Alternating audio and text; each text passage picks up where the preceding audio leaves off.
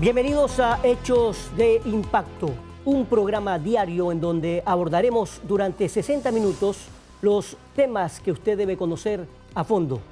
Este es un programa de investigación que busca relevar los temas importantes que acontecen en el Ecuador y también en diferentes partes del mundo desde diferentes perspectivas.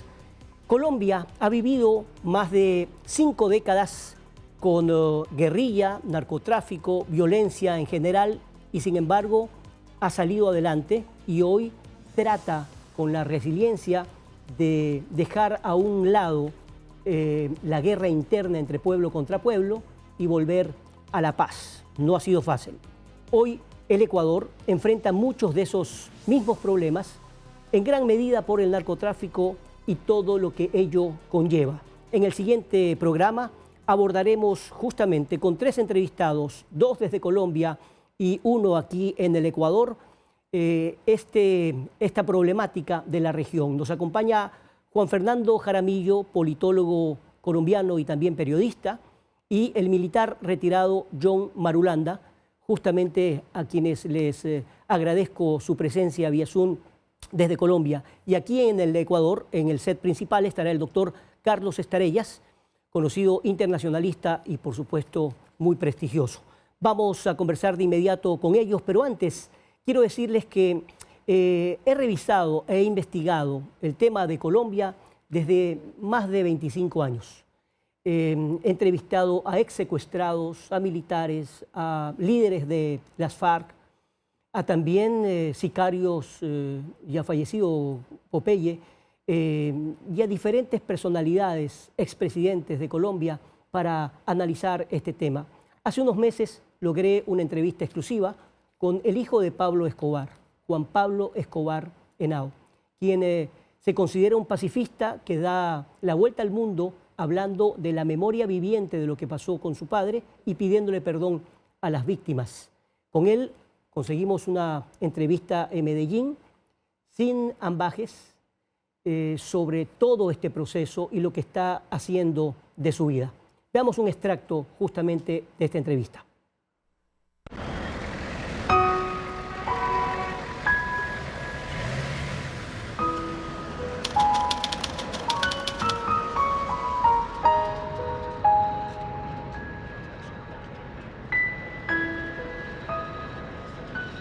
Colombia ha soportado la guerra entre pueblo contra pueblo desde hace casi 6 décadas.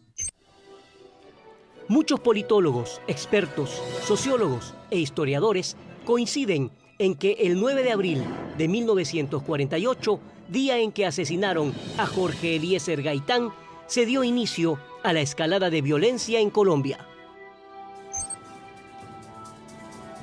Pero ¿quiénes fueron los autores intelectuales del crimen a este líder popular? Nunca se supo. Al asesino material lo capturaron mientras huía de la escena del magnicidio y lo ajusticiaron. El único testigo que podía haber revelado el secreto murió a golpes, un joven llamado Juan Roa. Hasta hoy, el crimen de Jorge Eliezer Gaitán está en la impunidad. Gaitán era la voz del pueblo, que soñaba con un país más justo, con clases sociales menos desiguales y con oportunidades. Sin duda, en las elecciones de 1948, Jorge Eliezer habría sido elegido presidente. A partir de aquel hecho de sangre, los gaitanistas se tomaron Bogotá y cometieron una interminable ola de violencia exigiendo la caída del entonces presidente Ospina Pérez. Se desencadenaron los peores enfrentamientos entre la Guardia Presidencial y quienes se querían tomar el palacio. Este episodio fue conocido como el Bogotazo. Colombia nunca más sería igual. Se inició entonces una década de violencia extrema en todo el país, con los crímenes más crueles. Colombia, durante 6 décadas, 7 décadas, se ha producido el horror, la barbarie, la hecatombe humanitaria, en las luchas por el poder y en las luchas por riqueza. Para todos los deportistas, ¡viva Pablo Escobar Gaviria! ¡Esta es la hora!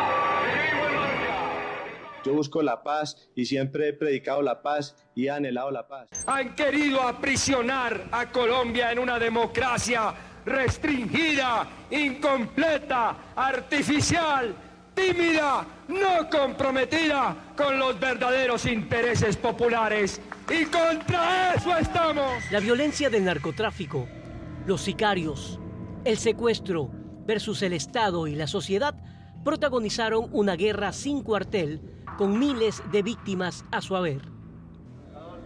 Los cárteles de la droga entre los años 70, 80 y 90 pusieron de rodillas a todo el país. Yo busco la paz y siempre he predicado la paz y he anhelado la paz. Sin duda, uno de los más sanguinarios, violentos y despiadados fue el cartel de Medellín, liderados por Pablo Emilio Escobar Gaviria.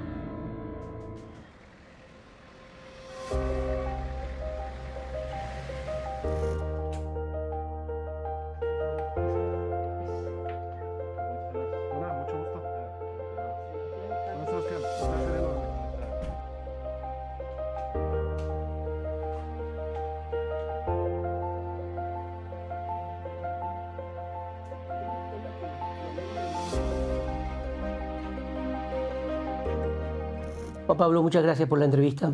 Un placer. ¿Crees que has cumplido, después de los 2 libros documentales, después de haber entrevistado a muchos o haberte entrevistado con muchos de las familias de las víctimas, que ese perdón ha calado, que has logrado completar ese perdón?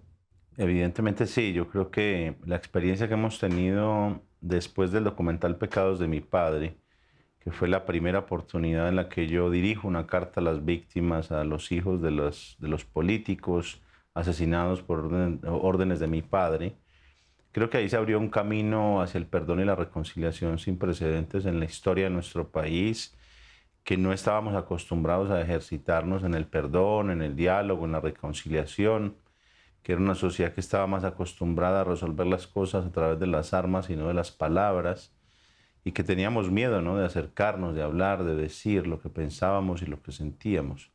Ese primer ejercicio del perdón ha trascendido a un nivel tal que yo hoy llevo por lo menos unas 150 familias víctimas directas de la violencia de mi padre, y debo decirte que la tasa de éxito en términos de reconciliación y de todo un proceso muy complejo que requiere de la aceptación y de la compasión y de la humildad de todas las partes para que se pueda dar, ha sido del 100% de éxito. Es decir, que gracias a Dios no tengo hasta el día de hoy una sola anécdota que compartir en la que he ido en busca del perdón y de la reconciliación con alguna familia víctima directa y haya salido de una manera pues impensada o negativa. Gracias a Dios hasta el día de hoy no ha sucedido eso, y eso me llena de esperanzas de que hay un montón de familias dispuestas a perdonar y no confundirnos, que perdonar no es olvidar.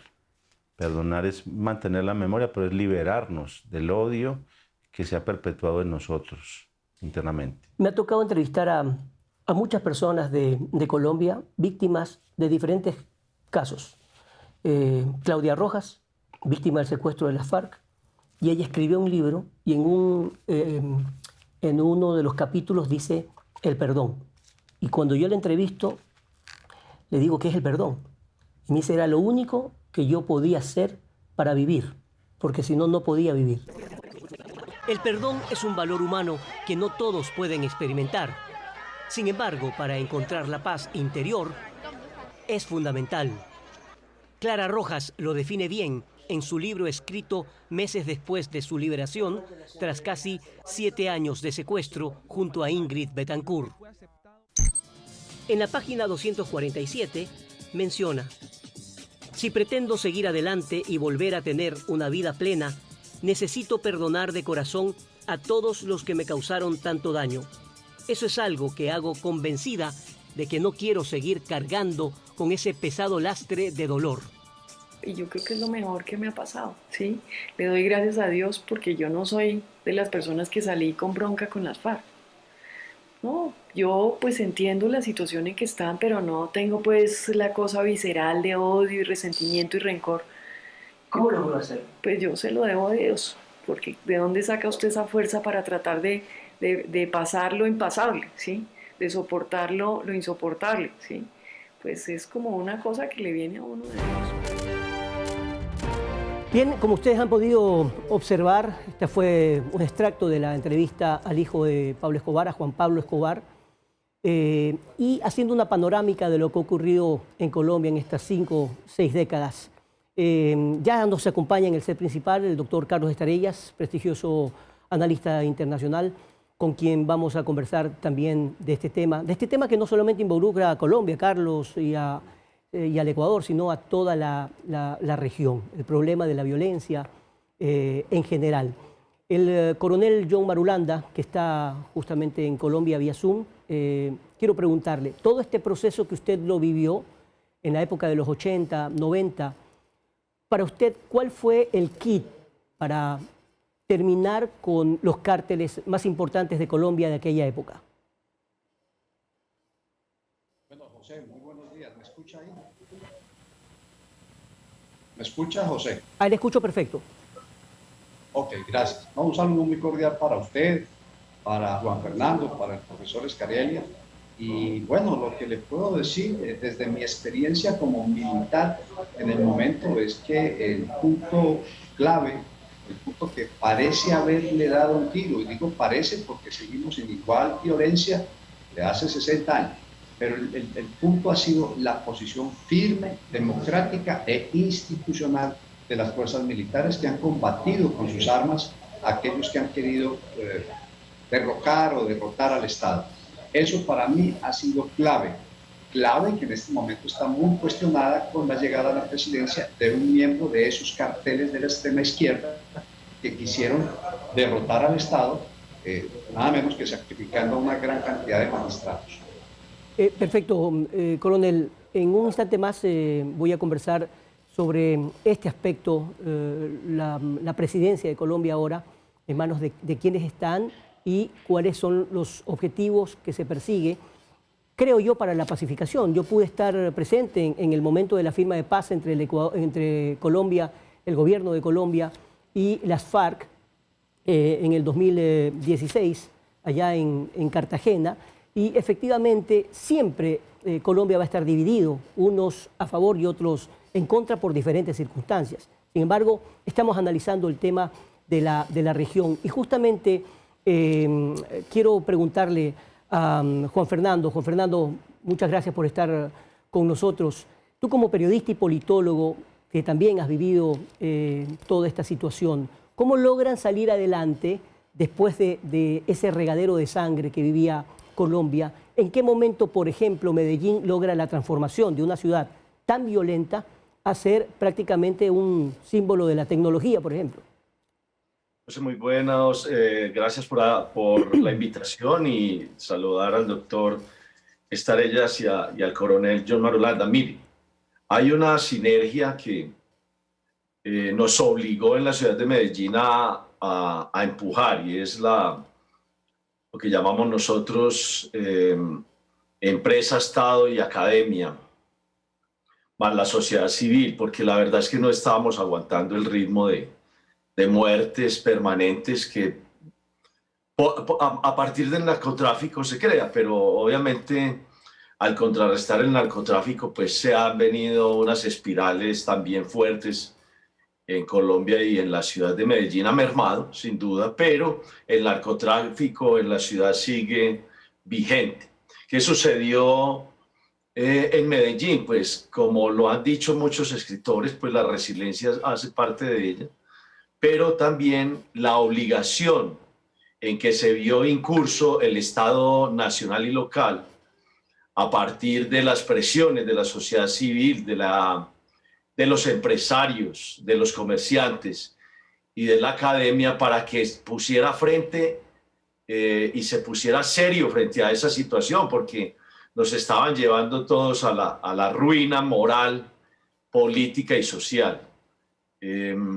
Sin duda, esa sinergia entre la academia, entre el Estado y los privados y la sociedad civil fue lo que nos sacó adelante un poco a respirar, a derrotar a las FARC, al ELN, a las cuadrillas que en los barrios de la ciudad de Medellín estaban asesinando diariamente y que nos estaba poniendo en calzas prietas para la subsistencia de la democracia, no solamente colombiana, sino en la ciudad de Medellín. Ahora, bien, quiero hacer un paréntesis sobre este tema porque en diferentes circunstancias que he estado en algunas ciudades en Colombia, principalmente, por supuesto, Bogotá o Medellín, también, Carlos, a propósito para darte paso, les cuento lo siguiente. Mi experiencia conversando con la gente de barrios de las comunas más pobres, en donde había muchísima violencia, por ejemplo, este denominado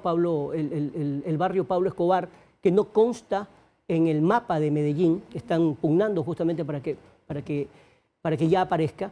Ellos nos decían, a ver, pero el Estado también hizo su parte. Es decir, construyeron obras de ricos donde están los pobres. Construyeron escaleras eléctricas en sitios en donde era realmente impensado. Obras que nunca se imaginaron. Poco a poco, los alcaldes trabajaron en conjunto con las Fuerzas Armadas, con la policía, etcétera, para atender a esa gente. Porque esa gente es parte de Colombia también. Y entonces la violencia no puede ser solamente generada o exclusivamente por el narcotráfico o los delincuentes como tal. Había muchísima desesperación, etcétera. Creo que ese también es un punto importante para analizarlo, Carlos. Gracias por estar aquí. ¿Cómo estás, José? Muchísimas gracias por la invitación.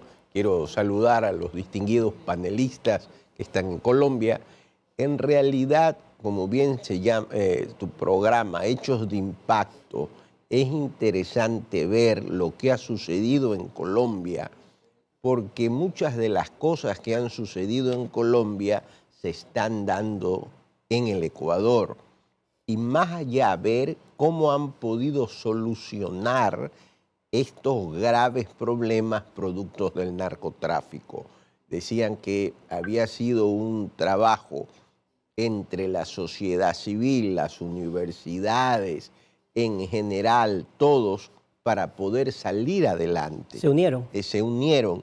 Y es esa necesidad, esa importancia de la unión, lo que se debe dar también en el Ecuador, donde estamos comenzando a ver todos estos problemas que tú hace mucho tiempo lo vienes diciendo y hoy lo tratas en el programa. Gracias, Carlos. Efectivamente, hace más de 20 años hemos conversado sobre lo que ocurre en Colombia y por qué con respecto a lo que ocurre en Ecuador, por la facilidad que hay entre las dos fronteras, porque no existen fronteras en realidad. Cuando han querido, los grupos irregulares han estado aquí y viceversa. El asunto es que en Colombia, como ocurrió hace muchísimos años en Chile, hubo la concertación, es decir, que los políticos piensen más allá de sus intereses personales y piensen en el país, en que el verdadero enemigo es justamente la violencia y todo lo que eso ha conllevado. Ojalá que eso prime en nuestro país. Vamos a ver algunas cosas y esas diferencias que ha tenido Colombia con respecto a Ecuador en el siguiente bloque después de la pausa comercial. Estamos en Hechos de Impacto. ¿En qué momento decides de tu vida, 8, 9, 10, 11 años, en qué momento decides confrontarlo? Es decir, padre, papá, basta, todo lo que tú estás haciendo repercute directamente con nuestra familia. Pues como te decía, yo al principio veía mucho a mi madre como ella lo confrontaba y le reclamaba permanentemente para que cesara la violencia. Y yo obviamente empecé a entender las consecuencias de la violencia que ejercía mi padre porque a mí me tocaba esconderme primero que a él, en virtud de que sus enemigos sabían que atacándole a su hijo, pues era lo que más le dolía. Entonces siempre vivía muy de cerca esas consecuencias de sus acciones. Y yo comienzo a reclamarle a él, hay un día puntual que recuerdo, que es cuando explota la bomba en la Plaza de Toros La Macarena, en la ciudad de Medellín. Es un día triste en que fallecen 23 personas. Nunca se supo muy bien la actividad de todas estas personas, pero yo justamente en el acto que me entero por las noticias de esto estaba con mi padre y le reclamé vehementemente, ¿no? Por eso, porque yo intuía que él tenía una responsabilidad en eso y le dije, papá, ¿qué has hecho? O sea, ¿cómo es posible que pueda explotar una bomba en un evento público donde van civiles, donde van nuestros amigos, nuestra familia? ¿No? Y empiezo pues a hacerle un montón de reclamos y llegué al punto de decirle, hombre, podrías haber matado a tu propia mamá, ¿no? Como invocando, digamos, y suplicándole a ver si este hombre podía despertar frente a esa violencia que estaba generando, ¿no? Y creo que cuando me dio la respuesta que me dio, pues ya ahí entendí que había muy poco por hacer para frenarlo a él, ¿no? ¿Qué te dijo? La respuesta fue cuando yo le dije, podrías haber matado a tu propia mamá. Él me dice, guerra es guerra y se morirá el que se tenga que morir. Cuando están apelando a la vida de tu propia mamá, ¿no? Y tú das ese tipo de respuestas, pues es evidente que has cruzado el umbral, ¿no? De lo que está bien y de lo que está mal y de lo que importa o no importa, ¿no? Entonces, yo siempre recuerdo ese momento, ¿no? Como un momento definitivo en el nivel de violencia al que había llegado mi padre, ¿no? Y en ese nivel de soberbia también. Justamente lo que dice Juan Pablo Escobar, que narra, por eso yo he titulado Testigo del Infierno, porque haber vivido lo que vivió y que su propio padre le diga guerra es guerra y se tiene que morir el que se tenga que morir, ya como que es el extremo de la violencia y también de la maldad. Juan Fernando, coronel Marulanda, ¿qué recuerdan ustedes de aquella época? ¿Cómo vivieron justamente esa época en donde todos los días los titulares eran bombas por todo lado, en Medellín, en Bogotá, en Cali, en todo lado? Coronel. Pues yo no sé, Juan Fernando, qué recuerda, pero yo no recuerdo. Yo estoy viviendo en estos momentos en Colombia algo que está impactando muy fuerte al Ecuador, y es de que el origen de toda la violencia es el maldito dinero del narcotráfico. Hace pocas horas mataron 14 personas, las acribillaron en México. Los carteles mexicanos son los socios inmediatos de los carteles colombianos, llámese FARC, ELN, Cartel del Golfo, como los quiera llamar. Entonces yo no recuerdo en el momento de la emoción de estar con el uniforme e ir a la guerra, participar con conciencia de ese conflicto interno, yo no recuerdo eso como algo nefasto. Yo más bien vivo hoy en día como retirado, vivo esa incertidumbre tan grande que tenemos todos los colombianos de saber de que la violencia hoy en día está generada por el narcotráfico, por la gran cantidad de dinero que produce el narcotráfico en un mercado comercial de oferta y demanda, y que la propuesta que está haciendo el actual presidente no la vemos muy viable en un concierto internacional. De modo que el recuerdo ¿por qué no la ven viable con lo que estamos viendo hoy en día? Coronel, ¿por qué no la ven viable? ¿A qué se refiere?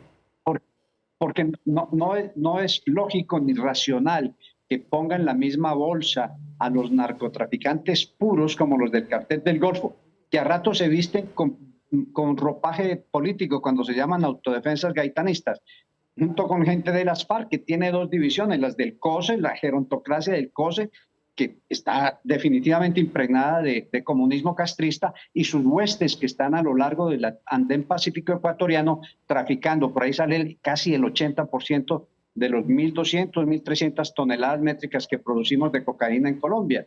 Y tampoco es lógico mezclarla con los de las FARC, que tienen un contenido más ideológico, aunque están involucrados con el narcotráfico. Ahora, ok, todo esto es el análisis. ¿Qué podemos hacer ahora? ¿Qué se debe hacer ahora en la región? Perú, Colombia, Venezuela, Ecuador, no solamente Colombia y Ecuador. Y además, esto involucra, tal como el presidente ecuatoriano lo ha dicho, también involucra y muy de cerca a los Estados Unidos, obviamente. Principal consumidor de cocaína en el mundo, sí señor. De modo que cualquier proyecto de legalización de la cocaína tiene que pasar necesariamente por los Estados Unidos. Y esto, lo único que nos llama la atención es sobre la eventual legalización de la cocaína, como se dice ahora, no solamente por el director de la DIAN, sino por muchos políticos y congresistas que miran con esperanza que el presidente Petro pueda llegar a legalizar la cocaína, cosa que para nosotros es muy difícil. De modo que lo que vemos a corto plazo es que las precarias mayorías del gobierno no van a tener la capacidad de pasar tal cual todos los proyectos que él quiere imponer. Y nos veremos obligados, seguramente los colombianos, a soportar unas imposiciones totalitarias, radicales, dictatoriales del presidente Petro, que tiene unos antepasados de narcoterrorista muy claros. Antes de ir con Juan Fernando, doctor Estarellas, este análisis que profundamente los he hecho con respecto a la región, ¿hay soluciones a mediano, a corto y a larguísimo plazo? ¿En qué estamos? ¿Estamos encontrando el camino o no? Yo creo que no, José. El poder del narcotráfico es muy fuerte y no creo, por lo menos en Ecuador, que se esté enfrentando como debe de enfrentarse. Yo aprovecho tu programa porque el Ecuador lo que debería es colaborar con otros estados que han sufrido esto. Es decir, lo lógico es colaborar con Colombia, colaborar con México, pedir una colaboración a estados que ya, digamos, han tenido esto y unirse. Es la unión de estos estados la única forma de enfrentar este grave problema. Pablo Escobar logró comprar todos los estratos de la sociedad colombiana justamente porque había una crisis económica que tú mencionabas y en el Ecuador aparece en esa crisis. Entonces la colaboración internacional con otros estados y las experiencias que ellos han tenido son fundamentales para el país. Juan Fernando, allá en Colombia, los periodistas y politólogos en general hablan todos los días de este tema. Caló ese mensaje porque es evidente que en Medellín ha habido un cambio que es el que más ha salido a la luz, el más mediático, por decir lo menos. Pero ¿en dónde radica esa unión que habla el doctor Carlos Estarellas y por supuesto el coronel Marulanda entre el trabajo que cumplió la fuerza pública, el Estado y también la sociedad civil? Es que, José, y para los televidentes y los compañeros del CED, lo que sucedió en Medellín fue el laboratorio de Pablo Escobar. Entonces, cuando usted está en el laboratorio mismo, ¿a quién le está explotando eso? Pues le está explotando a la ciudad donde se sumergía y se escondía Pablo Escobar. Como bien lo decía Juan Pablo, el hijo, pues incluso yo perdí un gran amigo en esa bomba que se refiere Juan Pablo, que fue donde se hacían los eventos de toreriles. Plaza de Toros. Donde se llama La Macarena. La Macarena. Ahí se hacían los eventos de toreo. Y debajo del puente explotó una bomba Pablo Escobar, y ahí pues a lo que se refiere Juan Pablo, ahí murió un gran amigo mío, pero gran amigo mío desde la infancia. Entonces este laboratorio de la ciudad nos puso a pensar seriamente en si era Escobar o era nosotros. La verdad es que, yo no sé, lo dijo el doctor Estarellas, es que teníamos que sacudirnos, José y televidentes. ¿Por qué? Porque, como bien lo decía el doctor Estarellas, Pablo Escobar penetró todas las capas de la sociedad colombiana.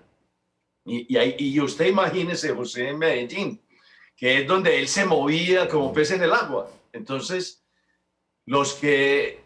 yo recuerdo que en las universidades trataron de hacer un trabajo para que los estudiantes universitarios, yo en ese momento era profesor y estaba iniciando año 91 siendo profesor universitario, y vi que jóvenes irrumpían en las universidades para que el Estado colombiano no extraditara a Pablo Escobar y a las cabecillas del narcotráfico, y ponían a los estudiantes de universitarios a firmar Fíjense esa estrategia, José y televidentes, eso era de locos.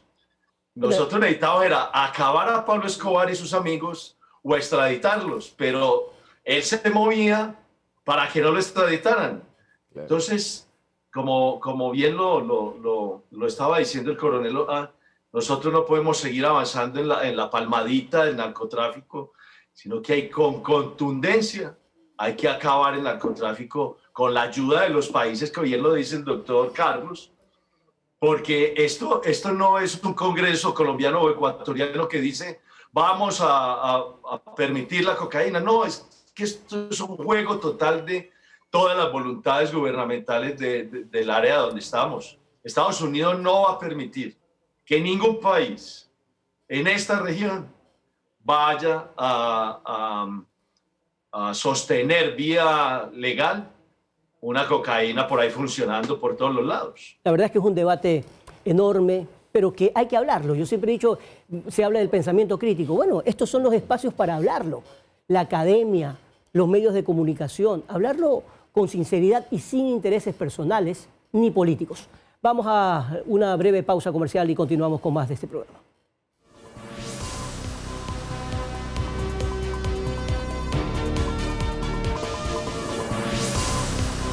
El año 2015 ha sido reconocido por analistas, periodistas, politólogos y ciudadanos en general como el año del perdón. Y es que en otras épocas no se hubieran dado los hechos que ocurrieron justamente en el 2015. Por ejemplo, a 30 años de haber ocurrido la masacre aquí en el Palacio de Justicia en Bogotá, el expresidente de aquel entonces, Belisario Betancur, el exguerrillero del M-19 y ahora congresista Antonio Navarro Wolf, y los familiares del entonces presidente de la Corte Suprema de Justicia, Alfonso Reyes, se reunieron para perdonarse. Y es que Colombia ha vivido una guerra interminable y quizá uno de los hechos más impresionantes de violencia fue justamente el protagonizado por el M-19, cuando se tomó la Corte Suprema de Justicia. Y luego el gobierno de Virgilio Barco ordenó al ejército la retoma del palacio a punta de bala y tanques de guerra, como lo cubrieron las cadenas de televisión. Vargas recibió autorización de mandos superiores para tomarse la corte. Ofreció dos alternativas, ambas fueron autorizadas y ambas se cumplen. La primera consistía en penetrar con tanques de guerra Cascabel al interior de la corte, derribando la puerta como en efecto se hizo hacia las 2 de la tarde. A las 4 de la tarde, el presidente de la Corte, Alfonso Reyes Echandía, pidió cese al fuego. Dijo que así se evitaría un desenlace fatal. Varias horas de retención fueron liberadas en medio de un intenso tiroteo. Escasamente balbucearon frases de angustia.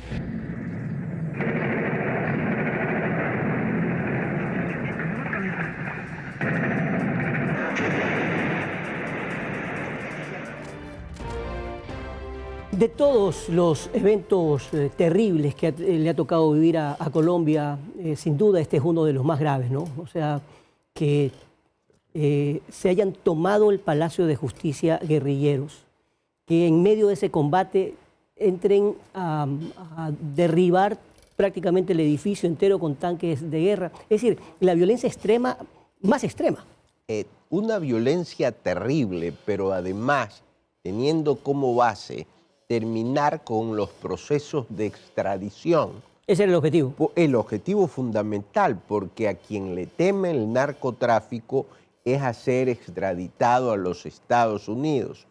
Y ese problema que tuvo Colombia, fíjate Colombia, un país muy parecido, el mismo idioma, la misma historia, los mismos colores de la bandera, ahorita estamos teniendo los mismos problemas. Pero Colombia tuvo la valentía de levantar el principio y entregar, digamos, poder extraditar. Lo mismo ha hecho México con el Chapo Guzmán. Pero en Ecuador estamos recién discutiendo porque hay un principio universal que es no se extraditan nacionales.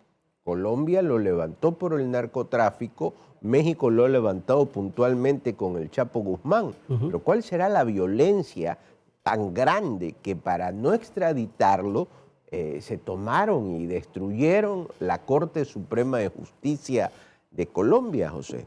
Sí, ahora, quiero recordar lo siguiente, Carlos, y ustedes allá en Colombia tal vez no escucharon esta declaración, pero el presidente Guillermo Lasso, en una entrevista hace pocos días, dijo que había hablado en algunas oportunidades, me parece que en 3, con el presidente Petro, y que tienen una muy buena relación y están llevando a cabo eventos conjuntos, me imagino, de inteligencia que no tienen por qué ser conocidos, pero están trabajando en conjunto. Y eso es muy importante, porque en la época en que estaba, por ejemplo, Correa y Uribe, más bien esto fue terrible. La acusación, bueno, no quiero entrar en detalles, pero esa relación entre presidente y presidente no puede ser es fundamental, porque dividida. Además, hasta hace poco, a pesar de que se habían dado los gabinetes binacionales, no se tenía información de los terroristas que hay en Colombia o los que vienen al Ecuador o con los del Ecuador van a Colombia. Y además se suma, José, las fronteras alternas que hay. Es decir, no solo el control de la frontera como tal, sino que hay una serie de fronteras alternas por donde pasan pues, narcotraficantes y además no hay visas. Antes el Ecuador por lo menos solicitaba el pasado judicial. Hoy por hoy no hay ningún requisito. ¿Ustedes están de acuerdo, coronel, usted que me imagino ha estudiado a fondo esta situación de las fronteras? ¿Cree usted que debería haber más controles para el paso de ciudadanos tanto colombianos a Ecuador y viceversa? Yo sí creo, José. Yo soy consciente. Fui invitado por la Infantería de Marina del Ecuador a Guayaquil a celebrar un aniversario más de su fundación y ayer tuve la oportunidad de encontrarme con el señor almirante John Merlo. Creo que ahora tiene otro cargo, pero lo que hablé con él fue iluminante de alguna manera y nos explicaron a todos los que fuimos a ese importante foro cuáles eran las medidas que las fuerzas militares ecuatorianas, de manera particular la Armada Nacional, la Armada del Ecuador, estaba tomando para controlar esa frontera tan porosa que hay entre Putumayo y Sucumbíos, entre Carchi, entre Esmeraldas, entre Nariño, una frontera que es permeable por todos los puntos que usted lo analice. Entonces, quedó claro para nosotros que el Ejército y la Armada del Ecuador están haciendo su mejor papel en la frontera, que como dice el profesor Estarella, pues de todas maneras no sigue siendo un problema, no sigue siendo un área de control, sino un área de paso casi que libre, de manera particular para los narcotraficantes. De modo que yo sí creo que se debe estrechar más ese control fronterizo.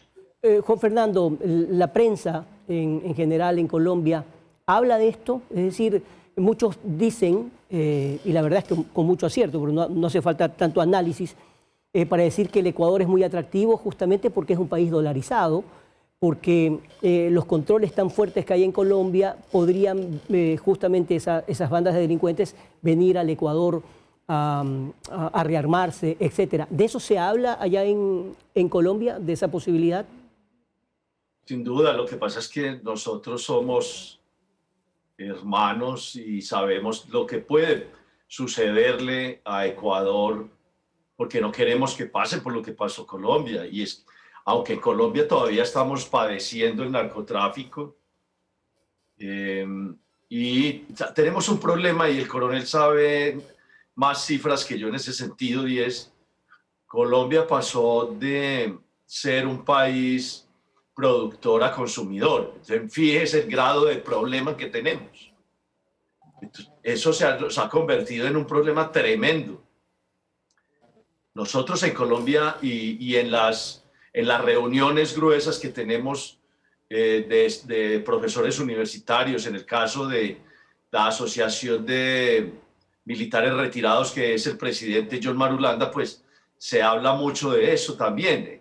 ¿Cuál es el efecto de dejar a Ecuador solo en un problema tan complejo? Es que, de verdad, como lo dice el profesor Carlos, deben juntarse, no dejen avanzar esto. Es que nosotros lo hemos padecido con muertes, desapariciones, excesos de violación a la ley permanentemente. Los narcotraficantes en las ciudades en esa época se volvieron inmunes a la ley. Planteado ese escenario, Ecuador no puede quedarse solo, como bien lo dice el profesor Carlos. Bien, vamos a ir a la parte final del programa después de la pausa comercial y hablar también de algo muy importante, porque yo creo que esa palabra que ahora está de moda, la resiliencia, gira en torno a muchas cosas. El perdón, pero también el trabajo que tienen que hacer las autoridades estatales, gubernamentales y también de los gobiernos seccionales para atender los verdaderos problemas de los ciudadanos. El caldo de cultivo para la violencia, el narcotráfico, es la falta de empleo, es la falta de oportunidades, y con eso este gobierno en el Ecuador quiere luchar, pero tiene que haber un verdadero apoyo, creo yo, de todos los ciudadanos. Si nosotros no nos unimos, como en su momento se unió Colombia, creo que esto pues, se puede ir por el despeñadero, pero hay soluciones, y hay soluciones concretas. Vamos a la pausa comercial.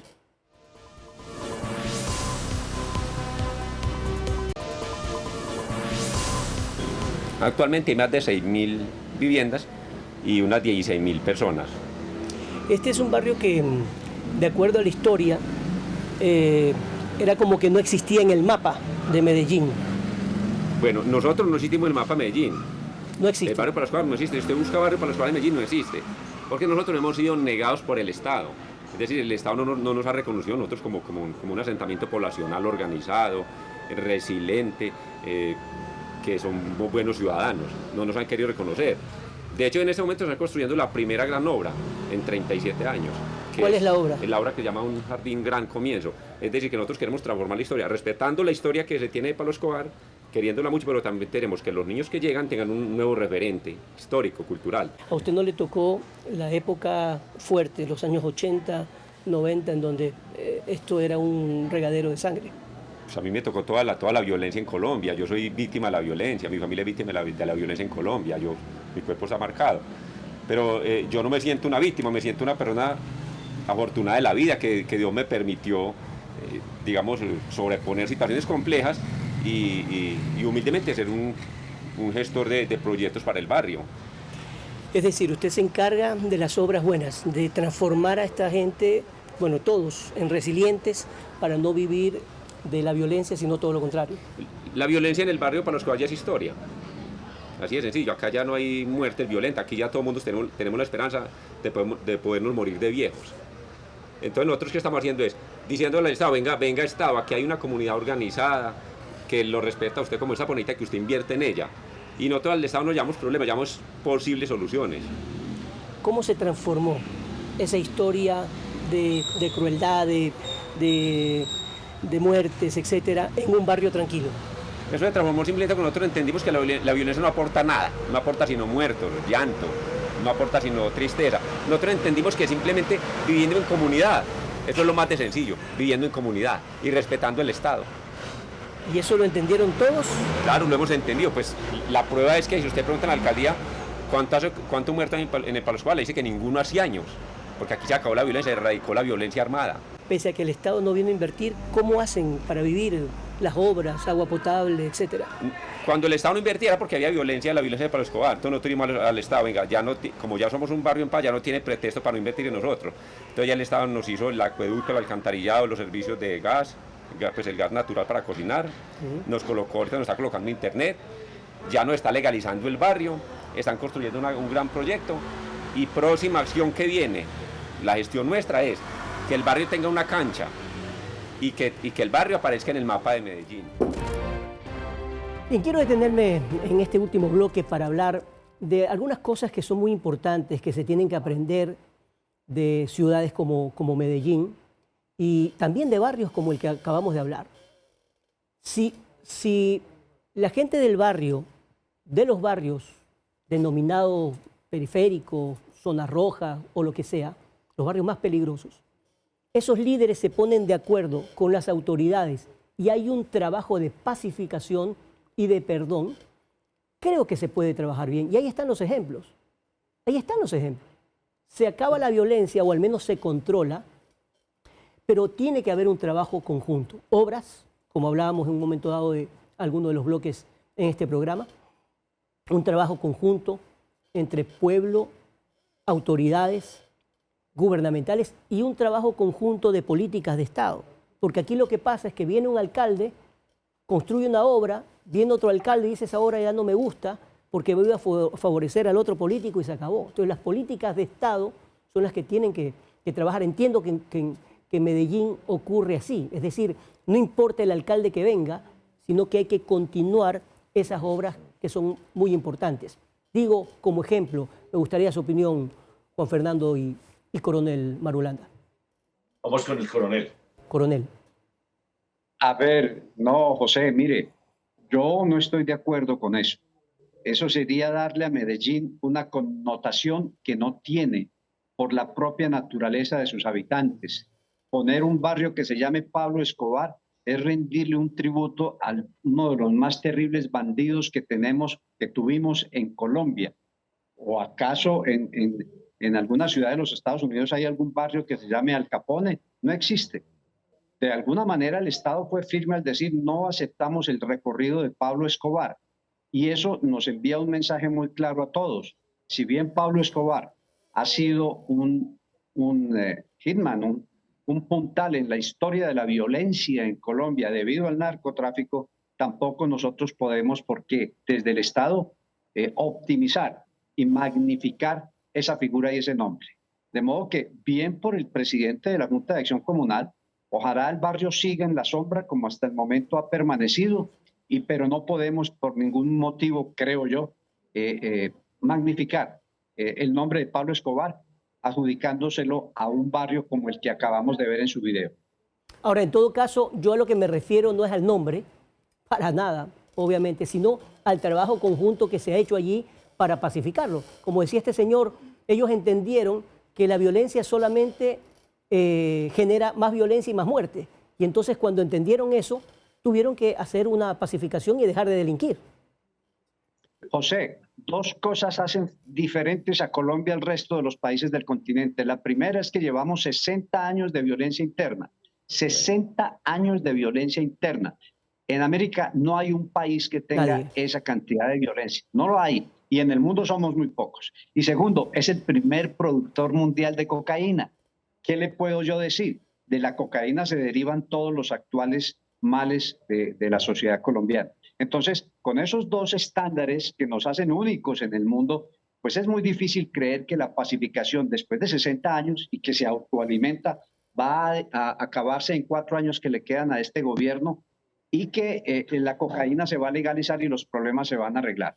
La situación es mucho más compleja que eso. Juan Fernando.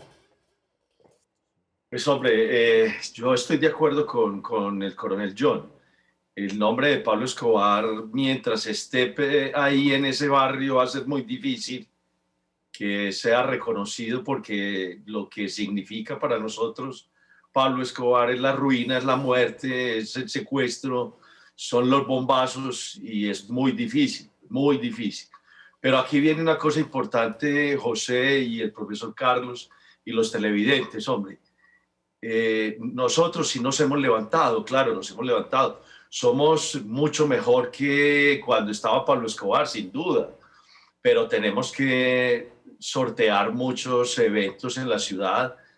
Como le dije, la ciudad, Colombia se volvió consumidor, y eso es un problema gravísimo y tenemos que salir de eso, porque hay bandas criminales en los barrios que tienen enganchadas a las juventudes para vender cocaína y todos los psicotrópicos que significa eso. Mire, nosotros hemos avanzado sin duda, pero no nos podemos llamar a engaños ante el mundo. Es que tenemos serios problemas, muy serios problemas, con el narcotráfico en la ciudad de Medellín y la prostitución rampante en muchos lugares, que eso va conexo, va amarrado lo uno con lo otro, porque fíjese que hay unas zonas del país donde vienen muchos extranjeros solamente a eso, prostitución y narcotráfico. Entonces, hemos venido avanzando y ojalá podamos avanzar más, pero si no tenemos claro que hay que combatir el narcotráfico, esto no se va a poder levantar. Y eso se lo decimos el coronel y yo. Hay que, con contundencia, solicitar ayuda extranjera, como lo decía el profesor Carlos, para amainar y derrotar el narcotráfico en Ecuador. Eso a punto de palmadita, José, no va a poder ser. Carlos. Yo concuerdo, José, con los dos distinguidos expositores. Está bien ver, digamos, todo lo que ha ocurrido, pero no dejar que esa violencia que ellos la cuentan y que ha sido terrible se implemente en el Ecuador. Es decir, si los problemas que ya tiene el Ecuador le sumamos la violencia, será terrible para el país. Entonces hay que tomar medidas y medidas fuertes, como bien dicen los expositores. Ahora, de la mano deben venir las medidas sociales, que es lo que tú señalas, que yo también estoy de acuerdo, es decir, evitar la pobreza, dar trabajo, y estoy totalmente de acuerdo de que deben haber políticas de Estado contra el narcotráfico, en que estén varios sectores, y que esas políticas de Estado sean seguidas por los presidentes, por los alcaldes, etcétera, etcétera. Pero la mano dura contra la violencia hay que tenerla. Las medidas hay que darlas porque ya en el Ecuador, como no han existido controles, ha sido el país donde se está trasladando esa violencia.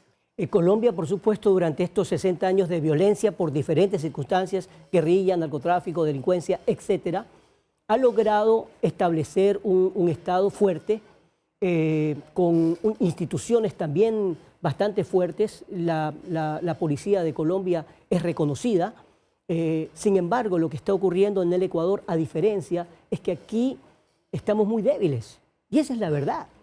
Y eso no es culpa de este gobierno, es un proceso larguísimo en el que muchos son responsables, pero más allá de ver a los responsables, lo que creo que debemos ver es hacia el futuro, cómo reconfortarnos, cómo fortalecer y también probablemente ver el nuevo rol, que esto no se habla mucho, pero el nuevo rol de las Fuerzas Armadas, porque la guerra ya no es contra otros países, la guerra es interna, está aquí.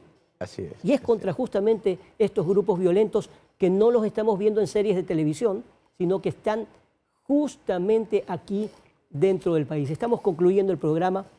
Quiero agradecerles. Por supuesto, en una hora no es suficiente para analizar esto, pero creo que es importante que espacios como estos traten estos temas sin ambajes, viendo cuáles son las coincidencias y también en qué podemos ayudarnos mutuamente como sociedad. Lo que sí me marca, y esto para el pueblo colombiano, que también lo estoy viendo aquí en el Ecuador, es que por más violencia que exista, los colombianos no dejaron de salir, no dejaron de hacer sus trabajos, ni de salir adelante. Recuerdo ahí un titular de un trabajo periodístico en turismo que decían: el único peligro que hay es que te quieras quedar.